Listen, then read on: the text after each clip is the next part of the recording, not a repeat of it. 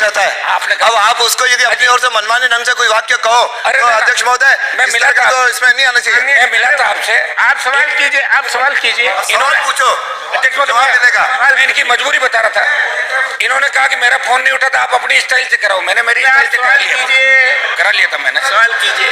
जानना चाहता आपकी स्टाइल कौन सी है? आपने कई बार देखी है, करा लिया, आपकी स्टाइल कौन सी है वो? कई बार देखी है आपने मेरी बताओ ना।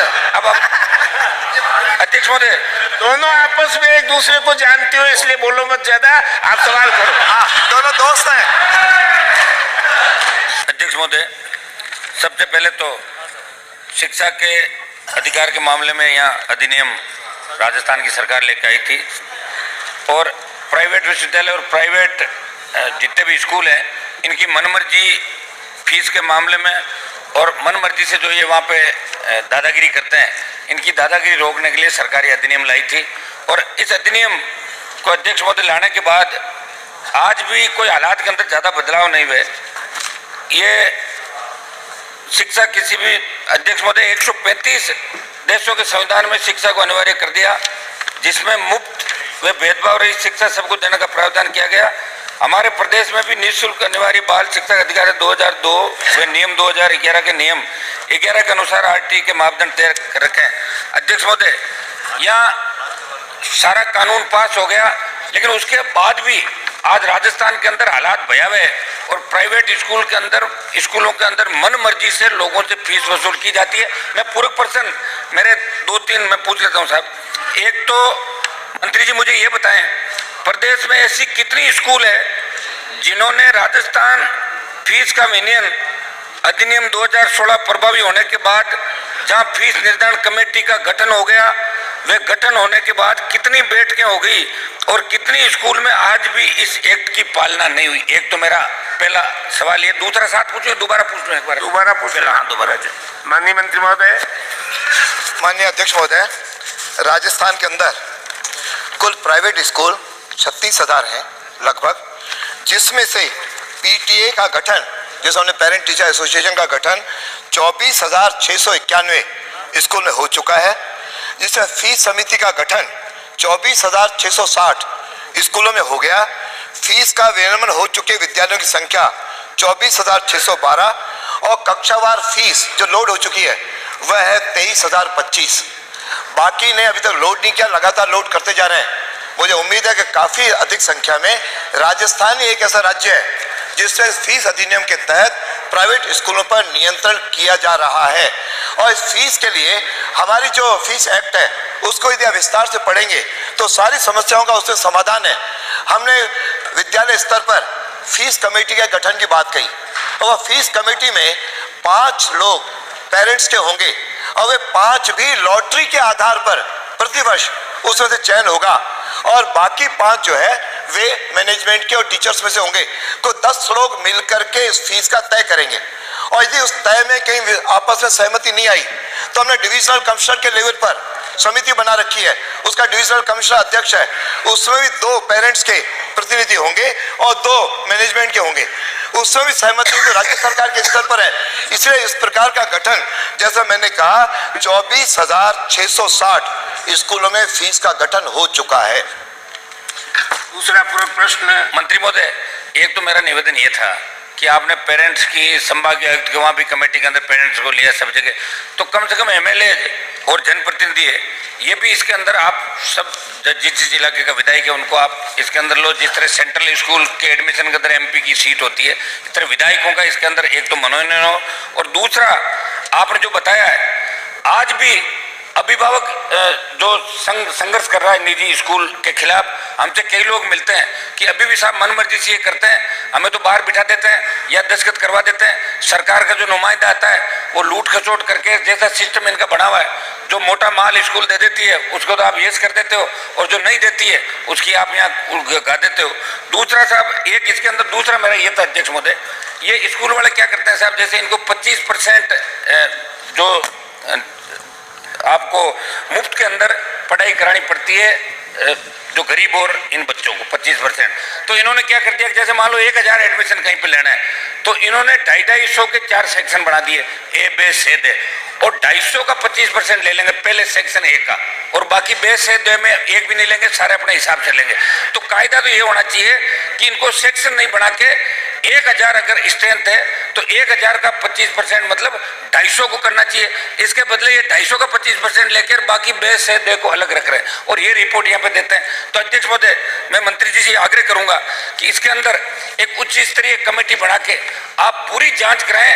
निश्चित रूप से राजस्थान का अभिभावक भी इन प्राइवेट स्कूलों की दादागिरी से तंग है, प्राइवेट विश्वविद्यालयों की दादागिरी से भी राजस्थान के लोग तंग है।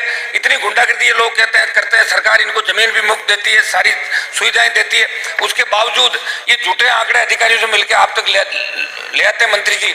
और मंत्री जी, मैं तो आपसे एक बार मिला था, आपको ध्यान भी होगा, मैंने कहा सेंट जेवियर के अंदर एडमिशन करा दो, आपने कहा मेरा तो फोन ही नहीं उठाता, आपका तो फिर भी मान जाएगा। मतलब ये हालात है राजस्थान के अंदर कि मंत्री का ये जो मिशनरी स्कूल वाले हैं ये टेलीफोन तक नहीं उठाते।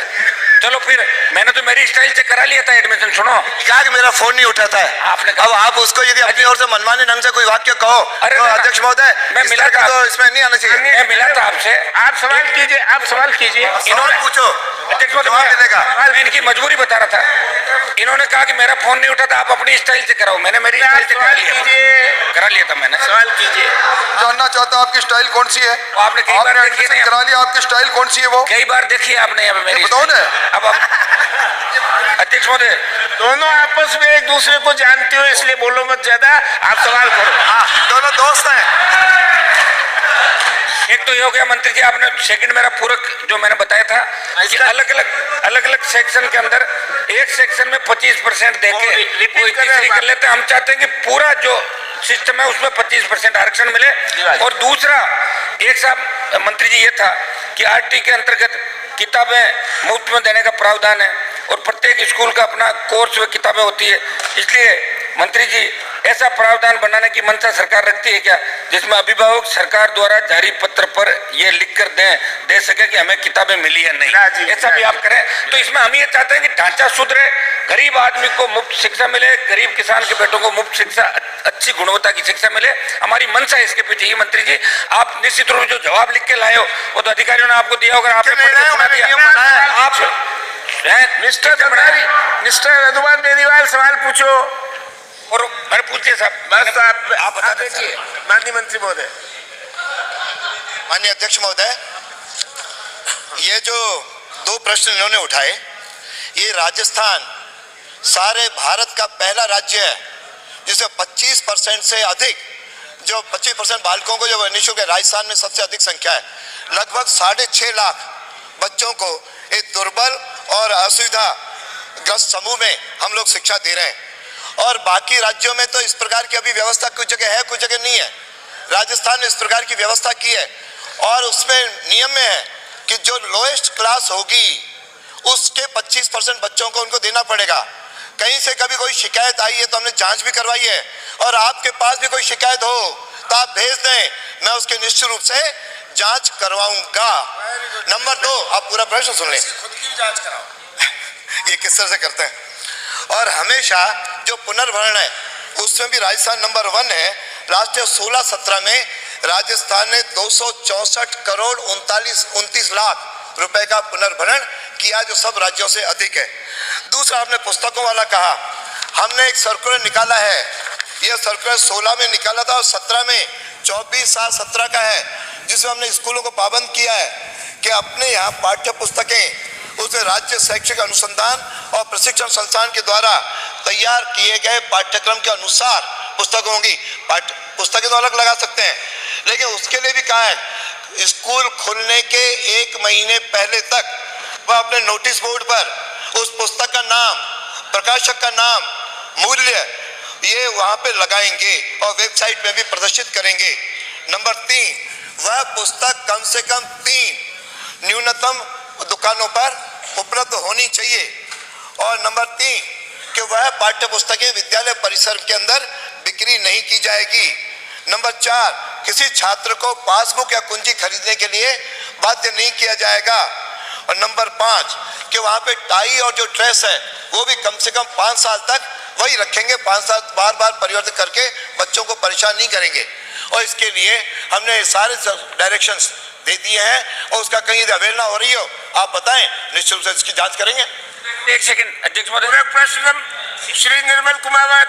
अध्यक्ष महोदय एक सेकंड पूरी अध्यक्ष आपका महोदय, जवाब आ गया। नहीं, छोटा सा एक छोटा सा एक लेना आप सिर्फ एक छोटा सा नहीं, आप जानते हो, आप व्यवस्था जानते हो। मैं तो आपका नहीं, अनुमान बेनीवाल, मैंने निर्मल एक को सेकंड पुकार दिया। मंत्री जी से ये पूछ लूं, वो जवाब नहीं देंगे। नहीं वो जवाब नहीं देंगे। जवाब मत दो चाहिए, नहीं देंगे। जवाब मत दो, मैं पूछ हाँ, लेता नहीं देंगे। ये अभी भी कई स्कूल वाले आपके यहाँ चक्कर लगा रहे हैं 264 करोड़ की रुपए। आवश्यकता नहीं, अध्यक्ष महोदय एक नो बिल्कुल नहीं। 264 करोड़ रुपए देने की आप बात कर रहे हो, उधर से अभी भी जवाब देने की आवश्यकता स्कूल नहीं। कई जवाब नहीं स्कूल आएगा। पुनर्गठन के लिए आपके यहाँ हनुमान बेनीवाल बैठ जाइए, जवाब नहीं आएगा। निर्मल कुमावत, मैंने निर्मल कुमावत अध्यक्ष को महोदय भी पुकारा। मंत्री जी ने अपनी बात बताई। बिल्कुल नहीं। आप गुस्से में अच्छे नहीं लगते सर। हाँ, गुस्सा नहीं है। अच्छा। आपका चांस हो गया, 200 पूरे प्रश्न उठ लिया। मैं आपसे ये करवा दो, कौन सा हो जाएगा सर? कृपया बैठिए। माननीय मंत्री महोदय से जानना चाहूंगा, आपने भी